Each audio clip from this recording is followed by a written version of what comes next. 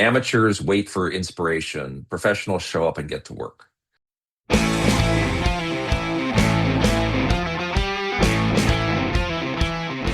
Welcome to the Cops and Writers Podcast. Your host, Sergeant Patrick O'Donnell, worked the streets in one of the nation's largest police departments for over 25 years. Ride along with O'Donnell and his expert guests as they help you navigate the oftentimes confusing and misunderstood world of law enforcement. O'Donnell and his guests on this show do not represent any law enforcement agency. The content of this show is not meant to be legal advice. If you think you need a lawyer, you probably do. Hey, Cops and Writers, thanks for being here with us today for another episode of the Cops and Writers Podcast. I'm Patrick O'Donnell, and I'll be your host for today's show. This show is listener-supported, so thanks to all of you who keep the show going. I would especially like to thank those of you who are patrons of the show. Your generosity helps pay for the software, equipment, and my time producing this show. Yes, you too can become a patron for less than a cup of coffee or a pint of Guinness. Just go over to patreon.com/cops and writers. Today's show will be especially helpful for you writers out there, or if you are curious to see what makes a full-time thriller author tick. On the show today, we have award-winning and best-selling author Nick Petrie, who just released his 9th book in the Peter Ash series, The Dark Time. His first novel, The Drifter, won the ITW Thriller and Barry Awards and was nominated for Edgar, Anthony, and Hammett Awards. He won the 2016 Literary Award from the Wisconsin Library Association and was named one of Apple's 10 Writers to Read in 2017. Light It Up was named the best thriller of 2018 by Apple Books. Both Light It Up and The Wild Ones were shortlisted for Barry Awards. Lee Child, author of the Jack Reacher novels, said, "Lots of characters get compared to my own Jack Reacher, but Petrie's Peter Ash is the real deal." Nick is the quintessential blue-collar author. He has an impeccable work ethic, forged with years of working as a carpenter and other trades that has paved his way to becoming a full-time best-selling author. Please enjoy my conversation with one of the nicest guys I know in the business, Nick Petrie. Nick Petrie, welcome back to the show. Oh, thanks, Patrick. So nice to be here. I appreciate it. I'm a fan. The last time we've seen each other virtually was almost 2 years ago. You were on the show. That's true. That's true. Although we had coffee just last summer, which was nice. We did at Brewers too, where I am a fixture where I do write there. I love writing there, especially in the summer. You know, you got the beach. It's nice. You can sit outside. It's a great spot. It Yeah. is. And they treat me so nice. And I even have a little bookstore there now. Yeah. Really? Yes, I got the idea of, what's your next beach read? And I'm trying to remember the author, and I'll remember as soon as we stop talking and I hit the off button on record. But, Ava Nattiello? She wrote, I think it was The Memory Box. Yeah, it was The Memory Box. And, super popular book. And the way she marketed this book was, what's your next beach read? She got t-shirts made up with the cover of her book, and she was on the Jersey Shore. And first she made sure all the bookstores on the Jersey Shore on the beach had her book. She made sure that they were well stocked with her book. She hired a film crew out of her own pocket to follow her going along the beach. And, the front was the cover of her book and the back was, what's your next beach read? So she went up to people that were reading books and gave them her book. And she had balloons that were like the shape of boxes.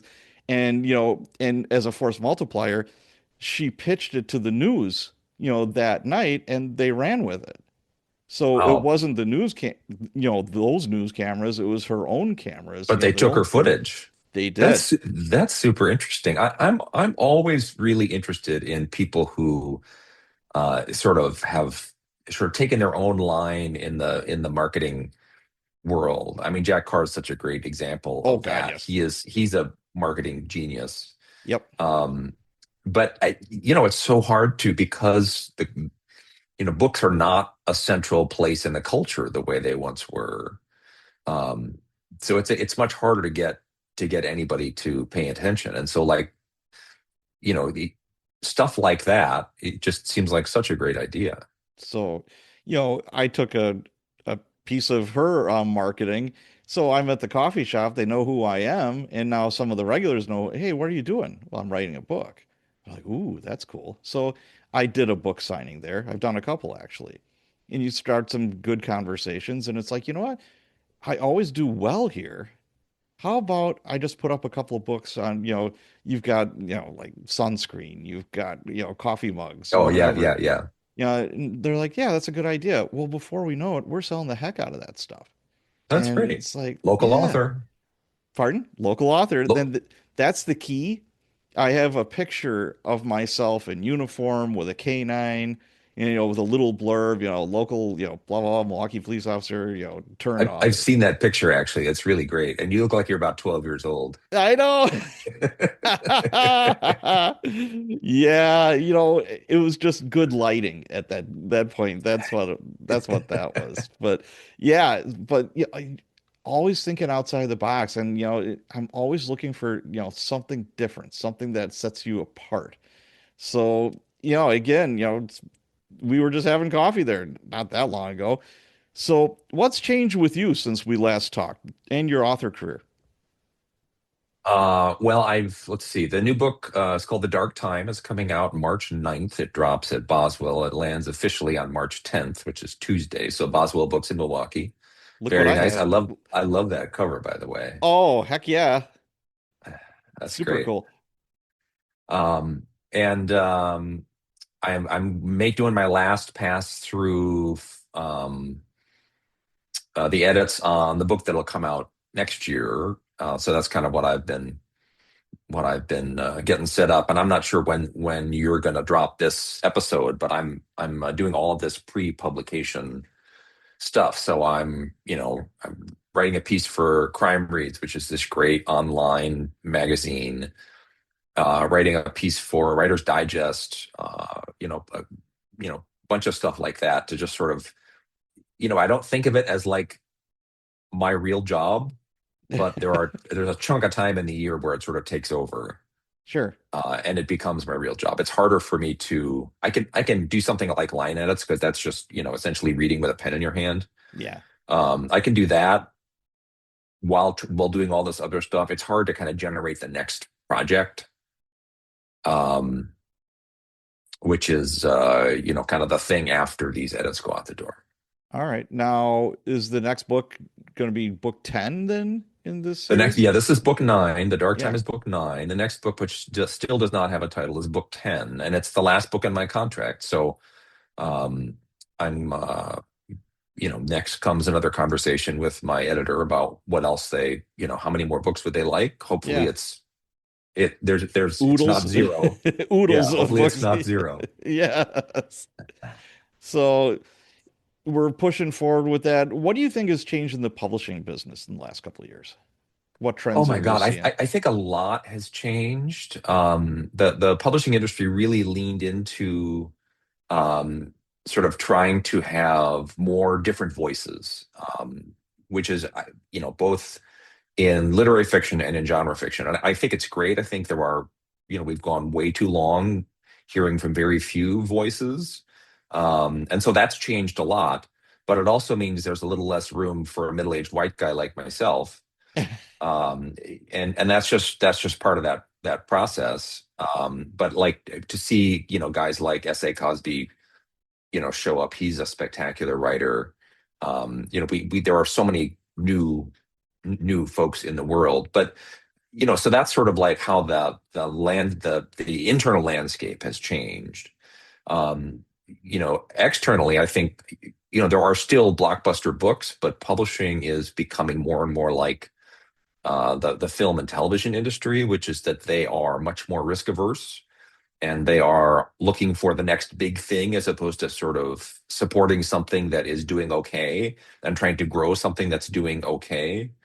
Um, this is no longer the industry, where Max Perkins helped a young writer named Ernest Hemingway figure out how to write a novel.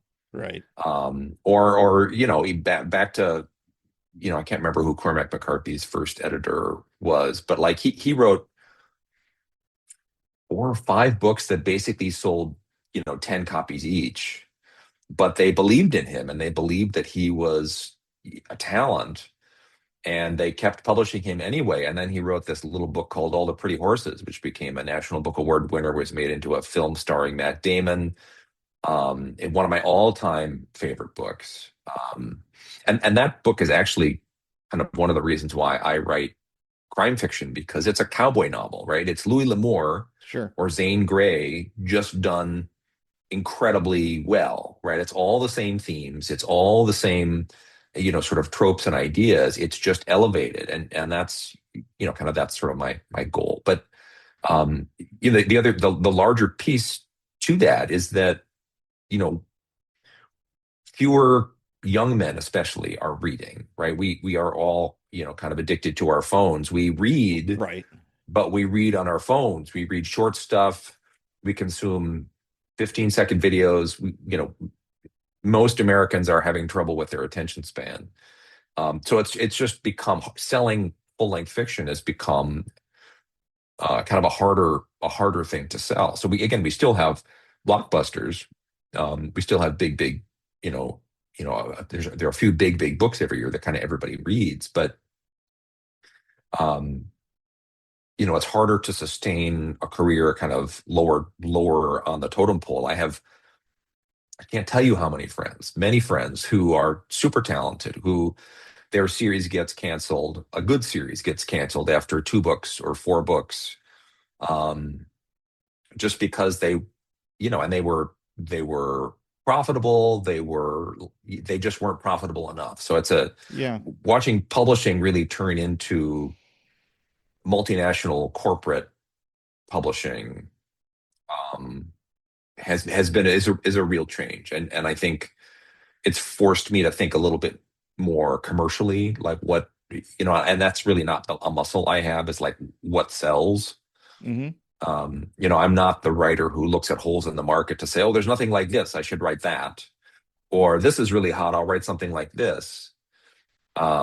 Which is a legitimate strategy. It's just not a muscle I have, but I do think a little bit more about um, speed. About I want my books to really move quickly. I want the pages to turn, and that's I don't know. I got something today from somebody who had a net galley of the book, who, just an early reader, who is like, I started reading your book at noon, I finished reading at midnight. You ate my entire day. That's awesome. But Oh my like, but gosh. like to, yeah, but to have a book that you want to do nothing more than to sit down and to chew through in 12 hours, like, you know, that's, to me, that's a high compliment. Yeah, there's nothing better as an author to get an email or have somebody tell you it's like, I didn't sleep last night because of you, or my husband didn't sleep last night, or my wife didn't sleep last night because of Yeah, you, yeah. because they couldn't put the book down. If you can accomplish that, man, you're cooking with steam. Well, and that's why we do this, right? I think Right.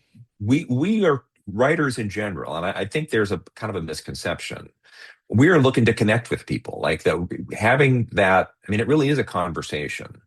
Writing the book is only part of that kind of magical alchemy. The other piece is reading the book, and readers bring their own, ideas and experience to that. It really is a conversation, and I love that about what I do. Yeah, that's super cool. If, like I said, if you can accomplish that, that's great. And what from my side of the coin, I've been hybrid published and I'm, self-published. And what I see is traditional publishing is starting to take some of those best practices in those worlds, and they're trying to incorporate that a little bit. You were talking Like about like what? no, as far as speed goes, Oh yeah, I've seen where before it's like it's like at a snail's pace, when it comes to traditional publishing. And they're looking and it's like, well, oh, that self-published guy over there, he's published 3 books this year. And and he's making a lot of money and people are buying them. Why are we waiting 2 years, for smoke to come out of the chimney like the Pope just got elected, to it's like I don't get Th- that.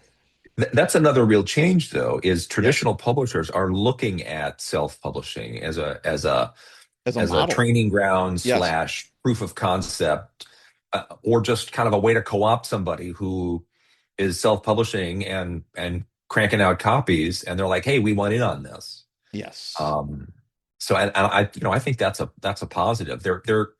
You know, 30 years ago, there was a real stigma against self-publishing. They called it the vanity press. yes, yes. That has, in the last 10 years, that has changed completely. And there are so many ways to get your work out there. And there are great writers that is the choice they've made because they want control over their work. And hey, more power to you. Yeah, with my Cops and Writers group, I've been blessed to meet all these authors that are doing, a lot better than me. They're making a lot of money. They're working their asses off. And You really have to work your ass off as a yes, self-pub. Yeah. nobody's going to do it for you. You have to have all the pieces in place. Find yourself a dynamite editor, cover designers. You are the marketing team. I mean, you can Yeah. farm out some of this stuff, and I do. It's like I have a VA. She does my newsletter every weekend. She takes care of my website. Y- but it has to be the right people. And just because you can write a book, you can write, say, like 5 books a year or 10 books a year, it doesn't mean they're going to be good. Yeah. That's where it all starts with. Sometimes when there isn't a gatekeeper to tell you, it's like, you know what?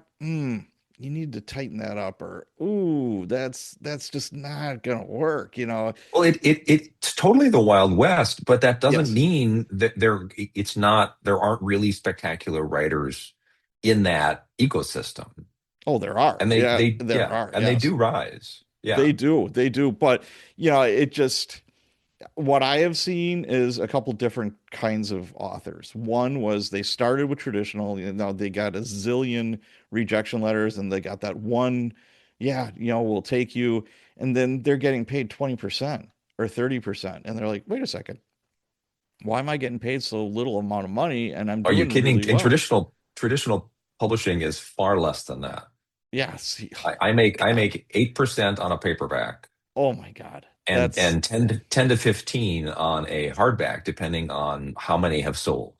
See, I find that ridiculous. I have author friends that are well into six figures and more that started traditional and bought their rights back. They're like, no, I can do this. Yep. And they have flourished because they have done that. It really is running a business in a way It is. that working with one of the traditional publishers is not. I mean, working with the traditional publisher, you basically provide the manuscript and they do everything else. And I think for a lot of writers, that's all they want to do. Like they got into it because they like to write and they just want to sort Sure. of pass it off. And again, more power to you. But I mean, I am leaning in and getting more and more involved just because it's my career and I want to kind of see what decisions are being made, and I want to know why, and I want to lean in. But if you're self-pub, it's an enterprise, and that enterprise is you. Yes. So I'm really impressed by people who can make that work. So am I, and now I didn't even plan on this, but it just popped in my head. There's a lot of AI garbly goop that's going up on Oh Amazon. yeah, It's yeah, just stuffing it, with just garbage. It yep. doesn't make a whole lot of sense, and that makes things hard for all of us. And I'm not anti-AI in any way, shape, or form if it's used correctly. Yeah, the problem is the amount of slop that is going to enter the system. I mean, we are already Yes, seeing a bunch of it, but in a year from now, in 5 years from now, that's going to be what makes self-pub a much more difficult environment. Because instead of I don't know how many books self-pub books are published every year, it's going to be 10 times that or 20 times that or 100 right. times that. Yep. And it's you know some dude in his underwear and I don't know, Belarus who's cranking out Yes. these these books, Yeah, and like a like hundred it's bucks a hundred books a day or some, like yeah, no, crazy thing like that. Yeah. it's gonna be interesting to see kind of how that all plays out. When you publish a book on Amazon, there's a question. It says, are any parts of this AI generated? It's a yes or no question. And I'm thinking to myself, well, I use Pro Writing Aid. That's kind of AI generated. And sometimes I do bounce ideas off of Claude or ChatGPT. I mean, I don't have them write the book. Where's the line? And okay, you have this information. What are you going to do with it? Why are you asking me this? Yeah, well, I think they're still at the information gathering stage, Yeah. trying to kind of figure out what the tools are and who's using them and how.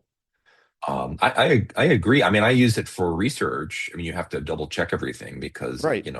it's not it's more reliable than it used to be. But every once in a while, there's a real It makes stuff up something sometimes. really. Yeah. Oh, it's yeah. There's some really stupid stuff in there. Yes. But I know somebody who it's like, so here are the bones of my stories. What are some kinds of scenes that I should Hmm. see? And like do I do that? Would I do that? No. Do I have an issue with other people doing that? I don't think so. I mean, as long as the problem is that AI, then whether you're using Claude or ChatGPT or whatever, is then going to say, would you like me to write that scene for you? Right. And you're like, no, I would not like Yeah. you to write this scene for Yeah. me. But yeah, it is the Wild West. It kind of reminds me of before AI was a thing with writing and all that, with Kindle Direct Publishing, there was, KU, Kindle Unlimited. And people were just putting in garbly in in these books because they could get the page reads. Yeah. People would go to the end of the book instead of it counting like every, page. It was just, oh, look, he just looked at the back page. People Right. are, there's always somebody gaming the system. Then Amazon has this giant machete and starts cutting heads off. And yeah, and there's innocents that do get caught in the crossfire. Yeah. And it's Well, like, hey, Facebook's the same way, and I mean, it's the problem when there are no humans in the loop. correct. Yeah, that's without a doubt. So, yeah, we'll see. I mean, I foresee a day with books and music and art where there'll be a little tagline saying human created. Yeah, I think there will be categories. Yes. And again, the problem then becomes like, which category do you fit in and how? Um, but I don't know. The other thing I think is that I think there will be a backlash against AI because it's going to, if it does anything near what, it's not even what the boosters are saying. It's what even the naysayers are saying is going to happen. We're going to see a lot of jobs being eaten up Yes. by AI in the next 5, 10 years. And at that point, human made stuff is going to take on a new cachet. Yes. Um, I mean, I think the writing is pretty clear on the wall. It may happen faster, it may happen slower, but nobody is really sort of saying AI is going to stop getting better. Right. No, Um, it's only gonna get better. yeah. And it Well, be and there's this backlash against data centers too, because they're consuming water, they're bumping up electricity prices. Like I sure. think there is this sense from people that like, and of course all of the money is going to go to some tech company. Sure. And I'm a capitalist. We all should, make some money and earn a living and blah blah blah. But I think there are people who are sort of saying, wait a minute, why are these companies happy? It's what is it? Seven companies are hold half the value of the stock market. Is that necessarily a good thing? So I think there's those conversations are going on. It's really interesting. It is. These are very interesting times, and it's very emotional for some people. I've gone to book conferences, and I mean, they're getting heated. When they Oh start yeah. talking about Oh AI, yeah. holy catfish, Batman! It Yeah. starts getting a little crazy in there, and Yeah. I'm like, Yeah. whoa, whoa! I still like you. Either you're AI or anti-AI. You're a nice person. I'm not gonna like poo-poo you because you think this way, but wow, people they dig their heels in no matter. I could say, AI is doing amazing things with medicine right now. You know, diagnostic wise, treatment, and people are like, "Oh my God, no, I would never use it." Okay, your child is sick and AI is going to Yes. Yes. diagnose this, whatever disease. Are you really going to be that guy? I'd hope not. We'll be right back. My first week as a rookie cop, I had to decide whether to pull the trigger on a man running at me with a butcher knife. He just killed his brother over the last hot dog. That was my introduction to policing in Milwaukee. That story, and 34 more like it, are in Police Stories, The Rookie Years. True crime, chaos, and life as a big city cop. Pre-order now for $3.99 on Amazon. Search Police Stories, Patrick O'Donnell.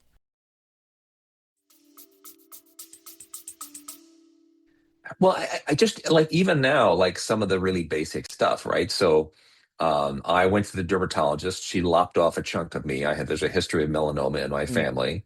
Um, I get on a Friday afternoon, I get something from the lab, tells me what this thing is. I can't read it. I have no idea what it means. right. I didn't go to medical school. Yeah. I don't have the Latin, all that. Right. So I'm just like, okay, cut and paste, drop it into ChatGPT, and it's like, oh, this is. So Yeah. instead of waiting until Tuesday to realistically get a call back from my dermatologist, I found out on Friday night I didn't have to worry, you know and to me that's enormous. There's huge value. But like you have to, part of it is just being an informed person, and Sure. listening to all sides and sort of weighing for yourself, um as opposed to just sort of blindly following, getting stuck in your news silo and believing everything you read. And whether you're on the left or the right, or pro AI or anti AI, we're all guilty of that. And for Wow. me, the goal is to sort of manage to try to step out of that, and to read across the political spectrum, and to talk to people who may or may not agree with me, just like you were talking about. Yeah, absolutely. I'm a huge fan of that. When I was a sergeant with the department, when rookies would come in, one of my first speeches I would give them, fresh out of the academy, you have friends that are not cops. Hold on to them with dear life. Please hold on Yeah, to them yeah. because they're going to think differently than you. They're going to act differently than you. It's super easy to get inside our little bubble here and we all think the same, we all act the same, blah, blah, blah. It's good to be around people that have a different perspective and a No, different that's really lifestyle. smart. Just Well, and hold on to how them. great for the how great for those rookies to have that at the front end, as opposed to figure out 10 years in, holy cow, like I need to find some other opinions in my life. That's so great. Well, some people don't think that way, unfortunately. And you don't have to be a cop. I mean, I see it every day in little echo chambers and whatever else, Yep. Yep. like what you just said, what AI or anything else, it's like try to ascertain the facts and make up your own damn mind. Yeah. That's why Yeah. God gave you a brain. It's like use it. Yeah. Yep. Pretty Yep. simple Yep. stuff, No. I think, but Yeah, I'm with you. We're preaching to the choir here. we are. All right. Well, see, we said we weren't going to talk about politics. We're getting dangerously close. We didn't really talk about No, politics. we didn't. It could get much worse, and it's not going No, to. I no, promise, my dear thank listeners. God. Yes, Thank God. there's Yes. more than enough channels for that. That is not my channel. So, Yeah. yes. All right. So, you strike me, Nick, as a blue collar author. And for those who are watching, he actually is wearing a blue collar right now. Luck finds people who show up for work every day. How true is that? And could you explain it? Oh, I think that's enormously true. There's a painter named Chuck Close, sort of an acclaimed painter, whose line was, "Amateurs wait for inspiration, professionals show up and get to work." Yes, I've heard And I that a bunch really of do. times. Yeah. There's I can't remember who else there. This is I don't think it's Hemingway. It's somebody who talked about, uh, the muse always finds me because I'm always at my desk at 9 a.m. every day. Right. And I'm a big believer in routine and in showing up. And, I have many, many days where I am not inspired. I have many, many days where I would rather be doing something else, or I have many other things to do. And what I have found is that if I just open the document and I just start to look at what I did, yesterday or the day before, and oh yeah, here's a sentence that isn't quite right. Oh, here's a paragraph that I can tweak, and then before long, I've sort of fallen into it, and I'm just back at work. And I think, to, you know, I, people who are not writers think of this as something. It's a great passion. It's a something that we do because we've always wanted to do it, and that's all true. But it's also hard work, and writers are all fairly tormented and filled with self-doubt, and you're putting yourself out on the page for everybody to Oh yeah, read, right? And like there absolutely. it you feel vulnerable in a way that I never felt when I was a carpenter or a contractor or a cabinet maker or a home inspector or any of those things where it was just my professional knowledge. This is my whole self on the page. But I am a fan of just showing up to work. I work 6 days a week, sometimes seven. Yep. um, I work long days. I like to do it, and I think I am a Midwesterner, so part of it is that's just I think part of being a Midwesterner is sort of that work ethic. But the blue collar job part, like unless you're James Patterson and you are basically, he basically provides an idea and then functions as an editor for somebody else. Like that's a management position. You're right. But for every other writer, like if I don't show up at my computer and start typing, nothing's going to happen, right? It really is like if you don't go to work, you are not going to move this job forward. It is so much like being a carpenter or a cabinet maker to me. So I'm a big fan of that whole aesthetic. Yeah, I think people have a very people who don't write have a very romantic, Yeah. view of what a writer's life is. It's like, well, I'm gonna look at my vision board this morning, then I'm gonna, say some affirmations for about an hour, then I'm gonna do some yoga, and I'm gonna burn some candles, and I'm gonna meditate, and then it's noon. Oh shit, there goes my morning. Okay, I'm gonna Yeah. have, some lunch, and then in the afternoon, I might do some more yoga, and then I'm gonna start getting inspired, and then I'm gonna sit at my I see. I desk, and thought that was your whole day. I yeah, mean, I just figured that's how you function, Patrick. that is my my my secret is out. You got me, Yeah. man. You got me. Nobody wants to see me in yoga pants, just so you know. Nobody wants that visual. But it if you're like I said before, I'm in the world more of the self-published guy where it never stops. The only time my brain goes into neutral is when I'm sleeping. Either you're thinking of marketing stuff, either you're thinking, and I've got the podcast, this podcast as well. I'm constantly thinking, it's like, oh, she'd be a great guest. Oh, he'd be super. I wonder if I should change this. And then it's like, I'm about 95% done with the first draft of my newest book. And I'm like, okay, what's we're getting towards the end here. I really want to end it on a high note. I really, and before I know it, it's 11 o'clock at night, and I can't, I'm having trouble keeping my eyes open. And I'm like, oh shit, I should probably go to bed. But it never ends. It never ends.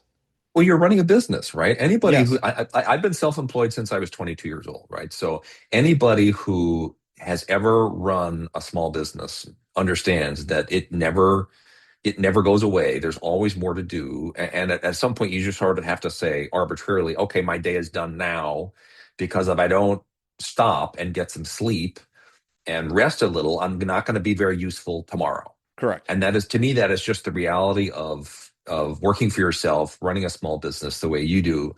And also, I think writers in general, like our brains just go. Every writer I know will be, just they just can't turn it off. Well, So I think that's just part of the package. it's funny. I mean, I'll just say one more thing about this. I was fortunate enough to know Mark Cameron, our mutual friend, and I was at a conference with him. I'm having lunch with him and his wife, and he always has his bag with him with his laptop in case he gets a new idea. He can, or at least a notepad that he can write down. And we're just talking. I was telling him, when I was working third shift, my ex-wife was not very supportive. She wasn't very nice when it came to me trying to sleep during the day. She didn't get that I was working all night. And his eyes lit up, and he's like, "Do you mind if I use that in a book?" I'm like, "No, yeah, I have had it." That's a true writer, right? You harvest the details of the real world Yes. and try to bring them into your work. Yeah, I just thought that was a funny moment. He's just like Eureka. Yeah, yeah. But We talk. He's a lovely guy. Mark is really one of my favorites. oh, absolutely. He is one of the nicest guys I've ever met. And for his moniker of success, he's like the most humble guy you'll ever meet. The crazy stuff he's done in his life, he obviously you could write books about it. And he's just a normal dude. And him and his wife are just such a cute little couple, and they're so nice. It's amazing to me. It is. So, we're talking about previous life experiences, that did mold you as a writer, I would imagine. Is your previous employments, your previous jobs and experiences, how could they not? Well, in a way, I mean, that's the world that my main character, Peter Ash, lives in. Is he is a working class guy, and I think working class it doesn't necessarily mean I think what it used to. I mean, I know lots of folks who liked school and went to college, and they are now doing something with their hands because that's a Oh, life absolutely. that's satisfying to them. And there's a market for Be, it. There is well, a market for that. for Yeah. sure. But and by being a cop is a blue collar job, right? You Oh, work with your body. But so I mean, I bring that kind of physicality to the character. And I'm not a veteran, but I write about a Marine Corps veteran. And I think my life in the building trades has helped me sort of understand some of the camaraderie of what comes out of life in the military, and that sort of the physicality of all of that. And it's being a working in the building trades is not a particularly safe uh, business. There are no, accidents all the time, and so again, I'm not absolutely. comparing my life to a combat veteran, but there are enough elements in common that it helps me imagine my way into that. Yeah. Let's talk a little bit about Peter Ash. Why do you think people respond to him so well? It's that's an interesting question. I think part of it is that Peter is there are plenty of characters who are like hard asses, who are tough guys, and they want to be tough guys, and that's not really the core of the character. He's somebody who is trying to figure out how to live his life after 8 years at war, and he's now years on from that, but that affects you for the rest of your life, and he's still sorting that out.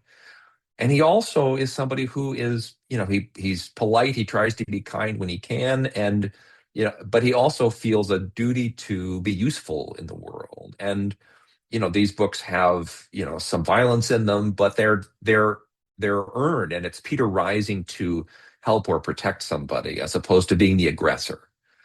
And I think that's a big piece of the appeal. The other is just the other characters in the book, right? There's June Cassidy, his girlfriend. There's Lewis, his friend, who is a semi-retired career criminal, and the relationships between those characters. I actually have a lot of female readers, and unlike a lot of this kind of stuff, where it's mostly male readers, but I have a lot of female readers because the characters are well developed, because the relationships between the characters are something that I lean into. Because if you don't care about the characters, you are not going to care about what happens to them. So for me, that's an important piece of what I do, and I think that's kind of the core of the appeal of the books. Yeah, nobody likes a big bully, but Yeah, people do respond well to a big guy that protects somebody from a big bully. yeah, That's yeah. that. And how does it make you feel when people compare Peter Ash to Jack Reacher? That's actually a great question. Well, first of all, it always seems like a giant compliment, and Lee Child is the most generous guy. He's a lovely, lovely guy. Um, and he said something nice about my first book, The Drifter, and his that quote has been on pretty much every book since. Um, Not because anybody asked him to do so, but because it's what he was reading. He was on a being interviewed for a radio show, and the interviewer said, "Oh, what are you reading now?" And he said, "Oh, I'm he's an English guy. Oh, I'm reading this book by this guy Nick Petrie." Yeah, Um, That's and awesome. and I really like it. And then so of course it got back to my publishing team, and they reached out to him, and but and I've read all those books. I'm a big fan of those books. I know Andrew, who's his brother, who's now writing those books. Right. Um, but I'm not sure the comparison is altogether accurate. Reacher is not in every book, but in most of those books, he's really a Superman. Yes.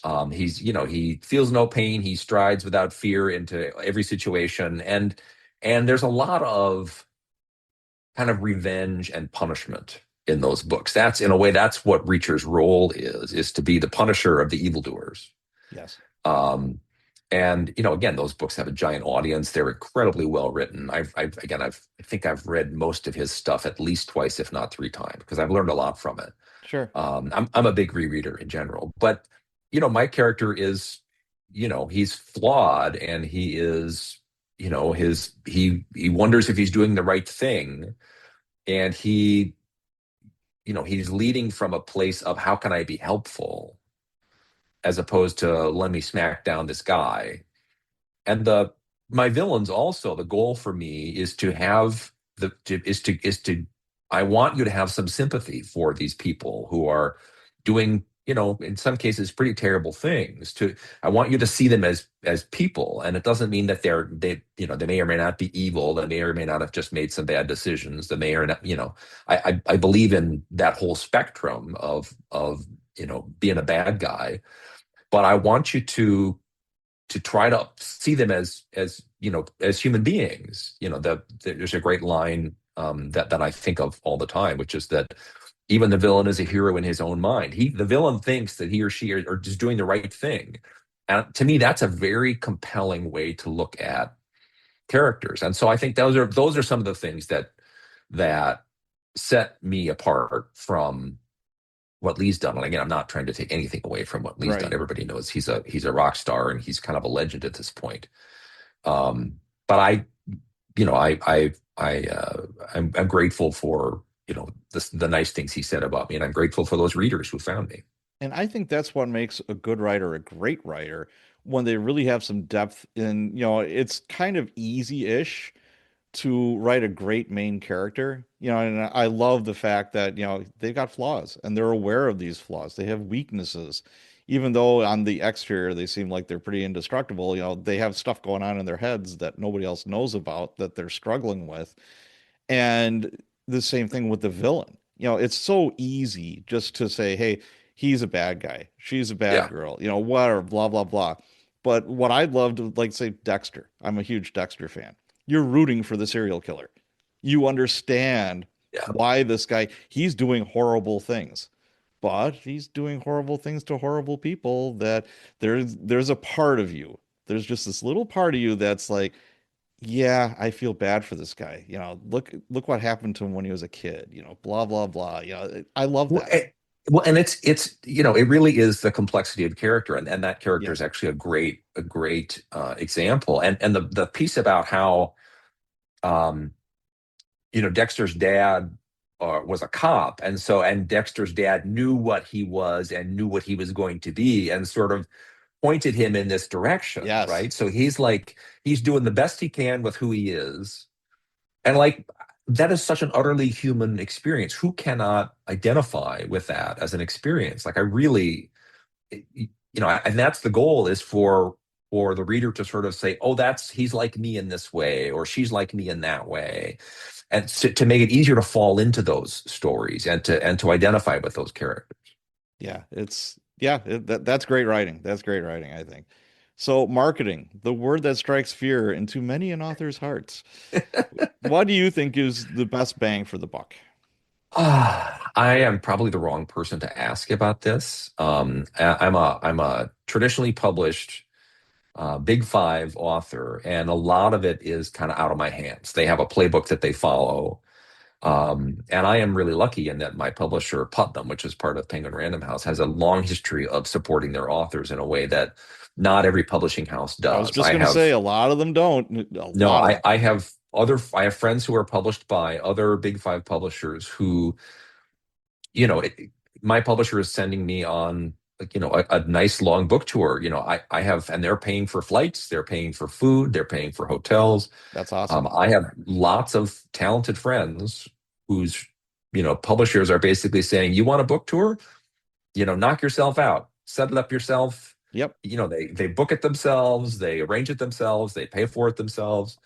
So I'm quite lucky in that regard. But there's, they have sort of stuff that they do. I think like a Goodreads promotion is something that I hear more about people doing that I think has some benefits. I think a newsletter is essential if you're a writer, and to sort of cultivate that newsletter and to try to grow, the number of people who are reading it, and to above all put it out on a regular basis.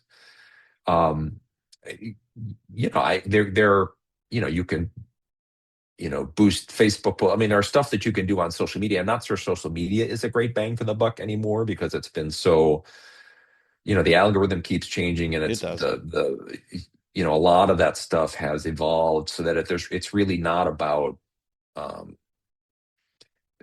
sort of, you generating your own content. It's really become the professionalized, where it's influencers creating content is really what's getting the attention. So I'm not sure those are necessarily important, but I think, the stuff that you do is you get out there, you talk to people. I think book events, um, again, I'm not sure how many,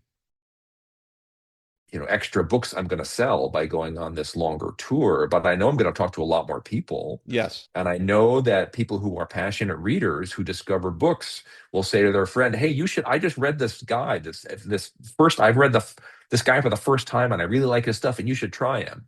And that's really that sort of, ground level of support that builds over time. So those are kind of the things that I do. And again, I like podcasts because I like talking to people. And again, some have bigger audiences than others, and I don't know, how many of those lead to an actual book sale. But library events, bookstore events. If I do a library event, I always want to have a bookseller there, so that if somebody wants to buy a book, there's no Sure. obstacle to that. Right.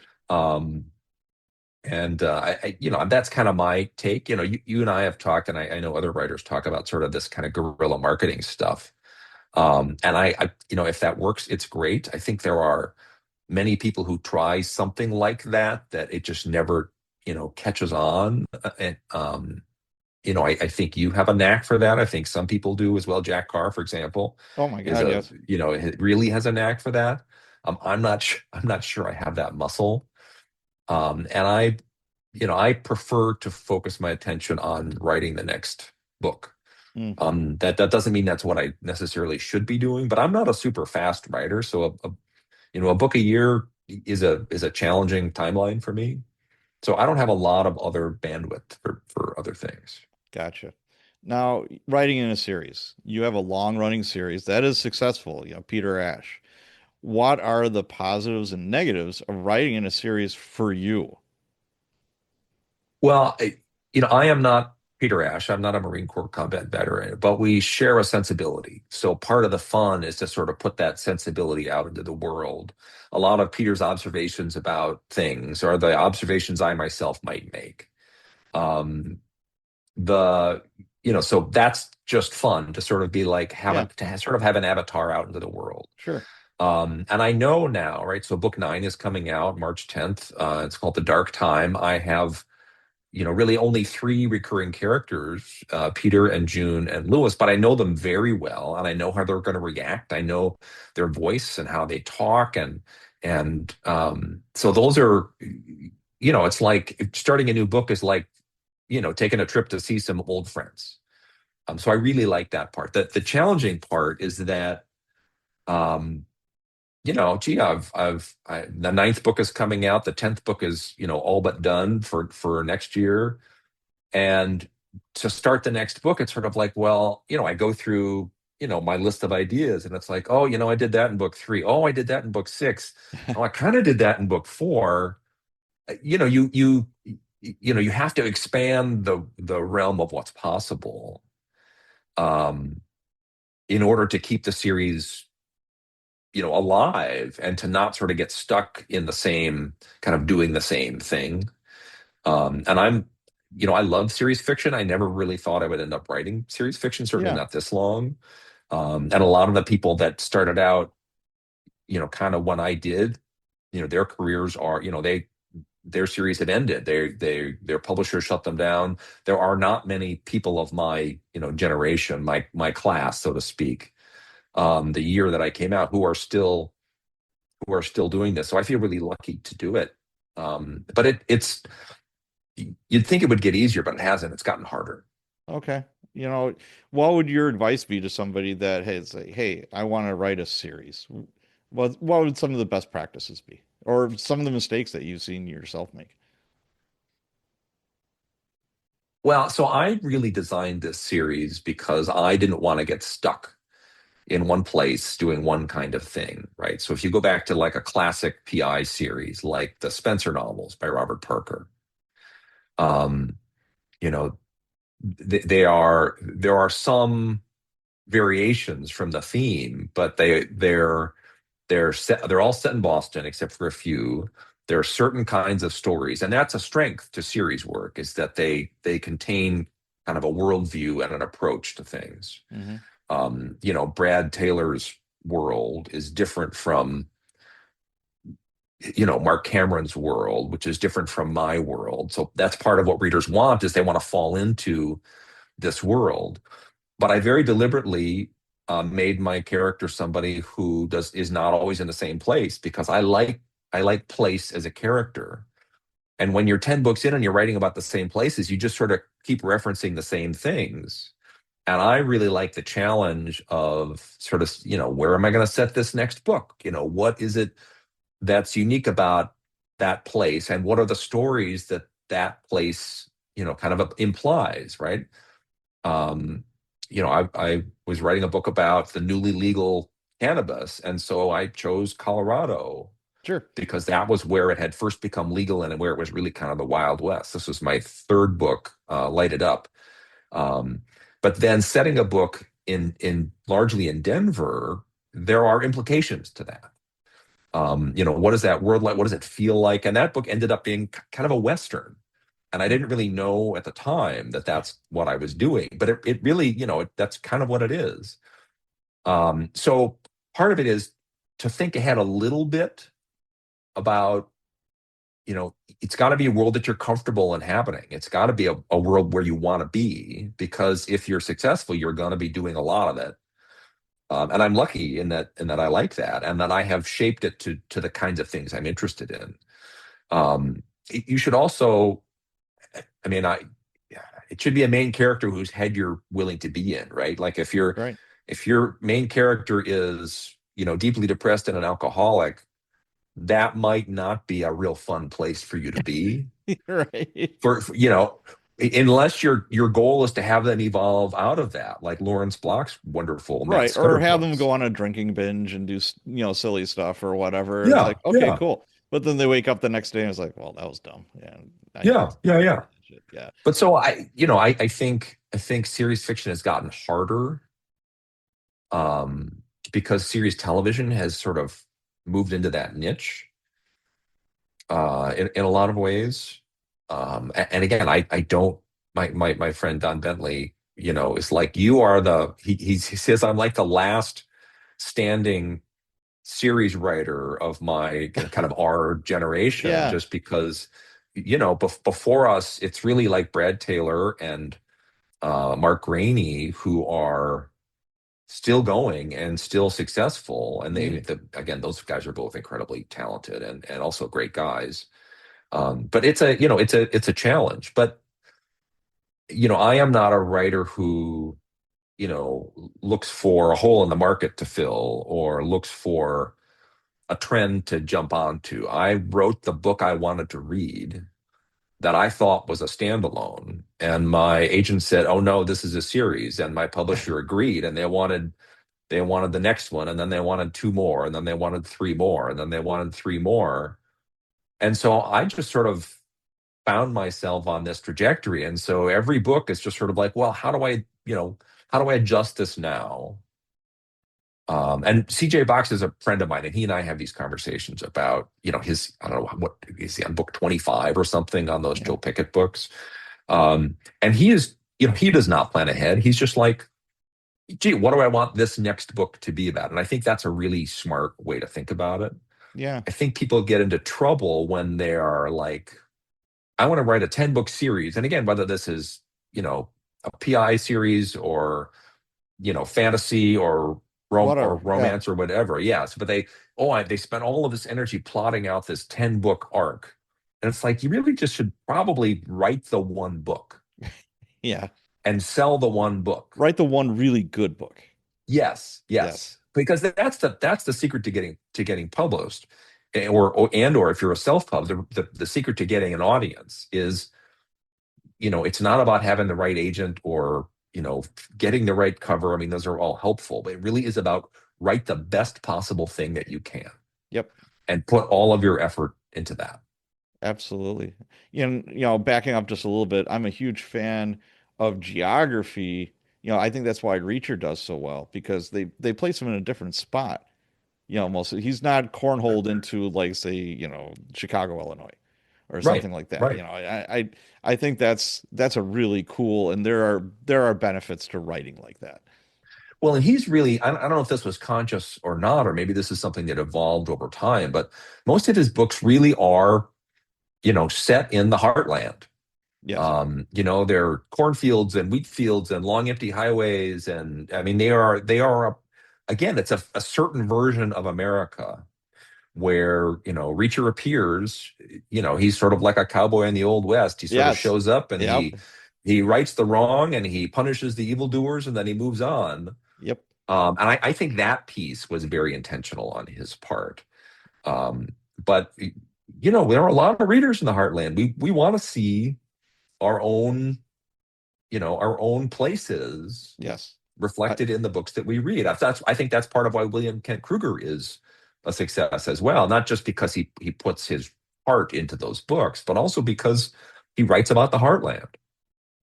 Now, when you're writing, do you have a specific like actor or actors in mind for your characters? It's like, hey, that gal is Sofia Vergara. That guy is, Tom Cruise. Is that going on in your brain? It's not. I think that's really helpful for some people because it lets you picture somebody. But I have been with these characters for so long that I don't even have to close my eyes to sort of see their faces that are in my head. Um, if there is a if there's a character that I am sort of struggling with, I will think about somebody I know and kind of a demeanor, the way they carry themselves. Mark Cameron's actually a really good example. He has a very specific vibe. Yes. Um, and to sort of, I have a neighbor who describes himself as a farm kid and he's a successful business guy, but like he has very straightforward, he's very down to earth. So like I do sort of, I steal things from people I know, but I don't, I'm not super plugged into, kind of who's hot in the world of actors and actresses. And I have some favorites. Um, but the choice of who will play that person will never be up to me anyway. Um, even if it gets to that point. So for me, it's all, comes out of my head and out of the real world that I interact with. All right, cool. So tell us about your newest book, The Dark Time, the ninth book in the Peter Ash series that is due out March 10th. That's a great, very nicely done. Thank you. So yeah, this is the ninth Peter Ash book, called The Dark Time. Peter Ash is a Marine Corps veteran. He's still reckoning with the consequences of his war years later. This is not a military series. He's really kind of an amateur detective with some physical skills.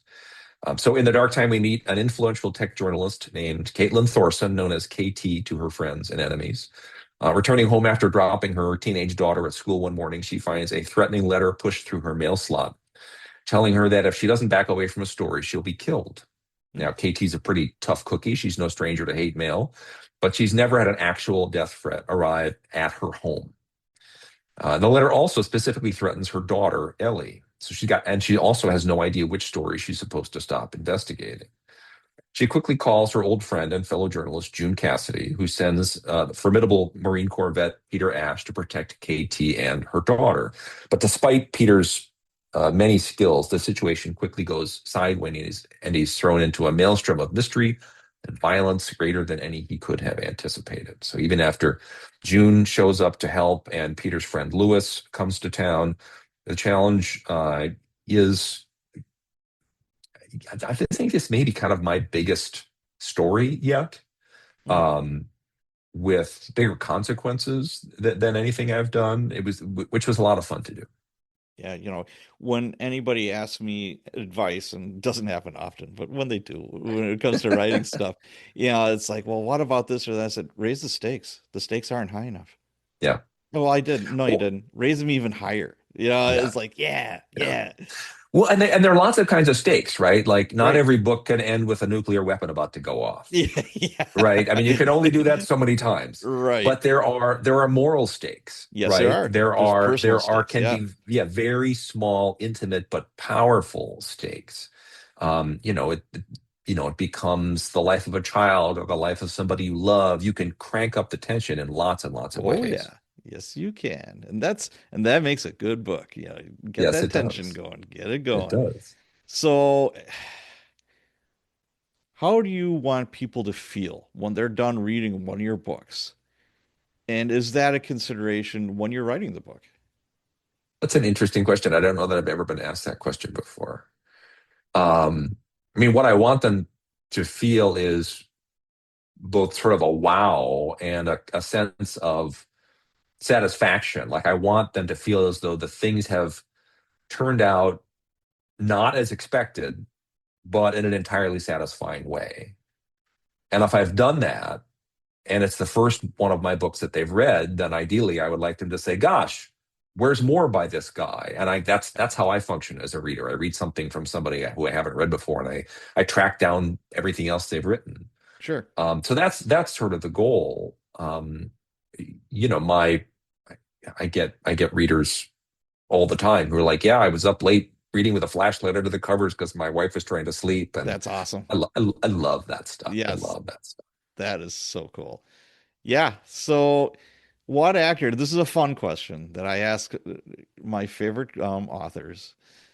So, what actor, living or dead, and we kind of brushed on this, would you want playing Peter Ash if these series make it to the big or little screen or whatever screen, streaming services or whatever? Who would you want playing Peter Ash? We actually got very close to a Netflix series. There was a pilot script, and they commissioned a second script, and they commissioned a series Bible, which is the Yeah, sort of how does the rest of the season sort of unfold, and what's the plan for the segue to season two. But in the end, it just Netflix was buying less stuff. We got sort of side sideswiped by the actors and the writers strike. oh, okay, yeah, So we yeah. were we were we were partway along that process, and then Oh, that strike just sort of took all the momentum out of it. sure. At that point, then Netflix was also, and all the streamers were sort of like reporting that they were losing viewers, and so they're like, "Oh, we're not gonna throw quite so much money at this. We're gonna be more Yeah. thoughtful about what we make."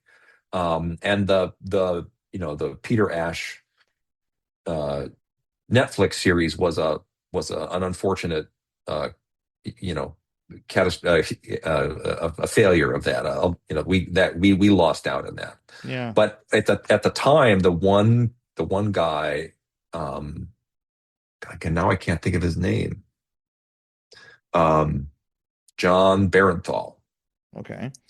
who has a really great range as an actor. He's about the right age.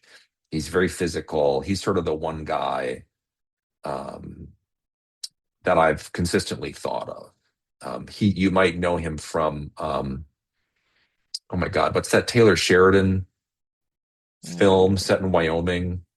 Oh, Yellowstone.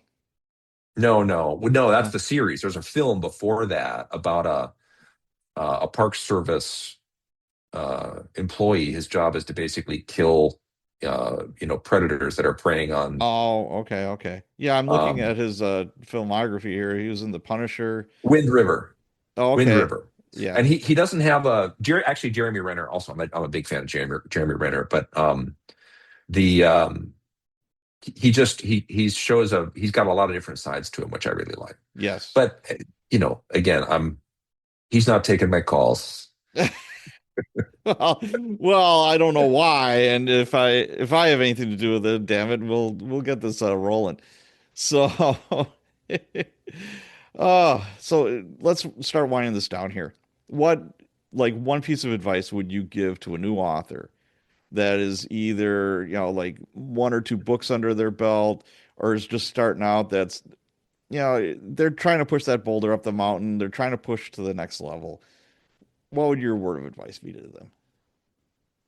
I mean, you have to keep evolving. You have to keep, improving your craft. And there are lots of ways to do that. You can read crafts books. You can give your books to, friends writers you admire to sort of say, hey, how could I have made this better? Yeah, I'm on the receiving end of that for, writers that I know who sort of say, this is giving me trouble. Will you take a look at it? Um, and to me, that's a great privilege to have somebody whose work I admire to say, I'd like your take on it. So I'm on the receiving end of that, and I have a book that's given me some trouble that I've shared with other authors as well. So I do this, you know, this goes both ways for me, but that's how you get better is you find a reader whose taste you trust that works for you, whose advice works for you, and you keep trying to get better at what you do. And also you have to read, the writers, people who want to be a best-selling novelist who don't actually read, like that is how you learn to write, is by reading right. people who are better at what they do than you. If what you want to write is erotica, you better be reading romance. Sure. If what you want to do is write romance, you better be reading, really good women's fiction. If you want to write crime, you really better be reading, the top tier of authors, because there's so much to learn. And if you can cultivate that mindset of always getting better and of trying to stretch yourself, and again, especially we were talking about series before, but I think that's the crucial thing to a series is to keep pushing the boundaries, to keep trying new stuff. Um, Both because you don't want to bore yourself, and if you don't want to bore your audience. Right. So and that that said, just keep showing up. If you've got something in the mail to agents, or your agent is shopping to publishers, you should have another project that you are working on. You should be still working, because the reality of being a working writer is that it's work.